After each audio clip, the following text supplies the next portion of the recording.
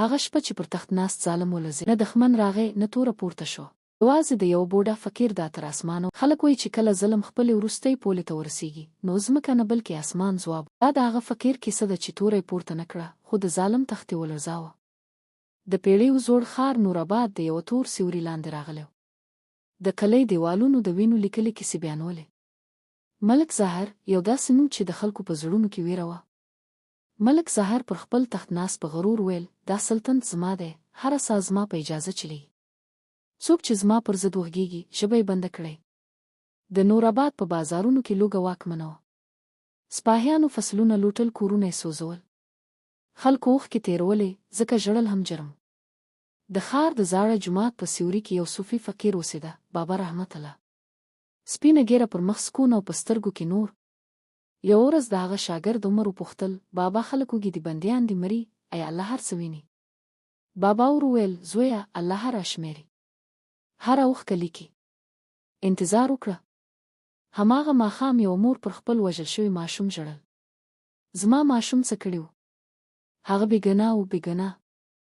بابا سترګې پټې کړې او دعا یې وکړه یا الله د خپلو بندګانو واوره. ته ښه اورېدونکی یې. شپې به بابا په جومات کې په سجده کې ژړل. یا الله دې مظلومانو ته صبر ورکړه او دې ظالم ته هدایت ورکړه. که هدایت نه وي نو انصاف ورکړه. بل لور ته په ماڼۍ کې جشنونه روانو، شراب، موسیقي او کاکې. یو سپاهی راغی او ویل حضور ډېر خلک د لوږې له امله مري. ملک ظاهر وخندل کمزوري دې مړه شي، ضرور دې ژوندی پاتې شي. همدا د فطرت قانون دی. خو کاکه یې ناڅاپه ودرېده. د لومړي ځل لپاره یې په زړه کې بېقراري ښکته شو. په همدې ښار کې یوه کلنه زین د ماښام پر مهال اسمان ته لاسونه پورته کړي وو او ژړلې یا الله زما پلار راواپس کړه. زه خپل پلار غواړم. په زندانونو کې تړل شوي بندیانو ورو ورو قرآن لوسته. عینشت مجیج الله سر دې سرنیا، عینشت مجیج الله سر دې سرنیا. یو ورځ عمر په غوسه ویل بابا تر کومه صبر؟ خلک مري، راځئ توره پورته کو. بابا موسکی شو. زویه د تورې زخم پر بدن وي، د دا زخم پر تخت لګیږي. صبر وکړه، د الله ژرنده ورو ګرځي خو ډېر نری او دقیقه وړه کوي. ظلم نور هم زیات شو. سپاهیانو ته حکم ورکړل شو چې جومات ونړي. هغوی له تبرونو سره جومات ته ورغلل خو چې مخکې لاړل پښې ودرېدې. له دننه د بابا غږ راتلو الله اکبر، الله اکبر. هیڅوک مخکې لاړ نه شو. هماغه شپه ملک ظاهر یو ویرونکی خوب ولید. یو غږ پورته شو ای ظالمه هره حساب ته لیکل کیږي، هره اوښکه ستا نوم اخلي. هغه په چیغه راویښ شو، په خولو لوندو. بله ورځ وزیر کرامت ویل حضور هغه فقیر د خلکو مشر ګرځي، هغه ونیسئ. شپه کې بابا رحمت الله په زنځیرونو وتړل شو. عمر ژړل بابا بابا نه. خو بابا موسکی شو. ویل زویه څوک چې د الله لپاره بندي شي روح آزاد وي. د زندان په تیاره کوټه کې ناڅاپه رڼا خپره شو. سپاهیان وېرېدل. دا رڼا له کومه راغله؟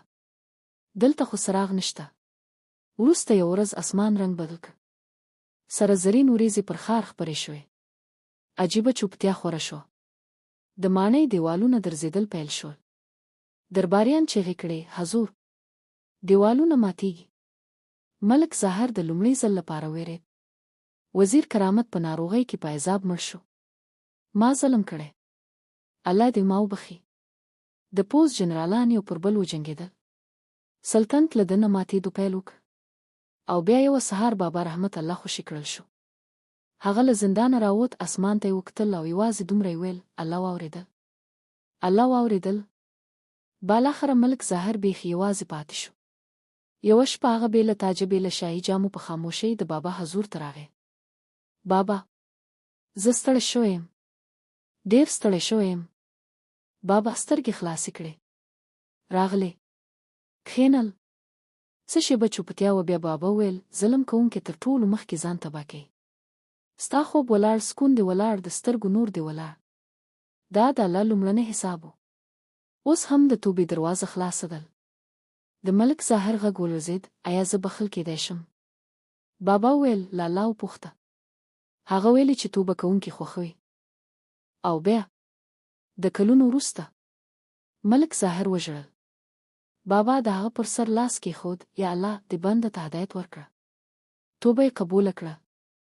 بل سهار ملک ظاهر په خپله د زندان دروازې خلاصولې. زین منډه کړه او د خپل پلار غېږ ته ولوېده.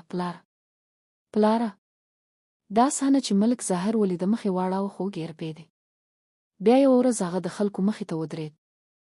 زرګونه خلک خاموش وو. هغه خپل تاج لرې کړ. ما ظلم کړی. ستاسو کورونه مې سوځولي. ستاسو خپلوان مې بندیان کړي. ستاسو ډوډۍ مې اخیستې. ما وبخئ. اوږده چوپتیا وروسته یو بوډۍ ښځه مخکې راغله. الله دې وبخي، موږ هم دې بخو. د خلکو له منځه د الله اکبر غږونه پورته شول. وخت تیر شو. نوراباد بیا آباد شو. بازارونه بیرته روښانه شول. فصلونه شنه شول. د ماشومانو خندا بیا په کوڅو کې واورېدل شو. هماغه جومات چې د نړولو حکم یې شوی و بیرته جوړ شو. د هغه پر دیوال لیکل شوي وو صبر بریا وموندله. یوه ورځ بابا رحمت الله عمر ته ویل زویه ولیدل دې. د ظلم انجام شته. په توره نه په وخت سره. د الله انصاف په شور نه بلکې په خاموشۍ راځي. د عمر سترګې له اوښکو ډکې شوې. بابا نن رښتیا پوه شوم. څه موده وروسته یوه سهار بابا په سجده کې له دنیا سترګې پټې کړې. په جومات کې خوشبويي خپره شوه. د سهار رڼا له کړکۍ دننه راغله. عمر په اوښکو وویل بابا لاړل. خو د الله په لاره لاړل. کلونه تیر شول. بیا پیړۍ. د نوراباد جومات اوس هم ولاړ دی. خلک د هغه پر دیوال لیکل شوي جملې لولي. د ظلم پښې له خټو جوړې وي. د صبر ریښې له ډبرو هم ژورې وي. د الله انصاف هیڅکله نه ویده کېږي.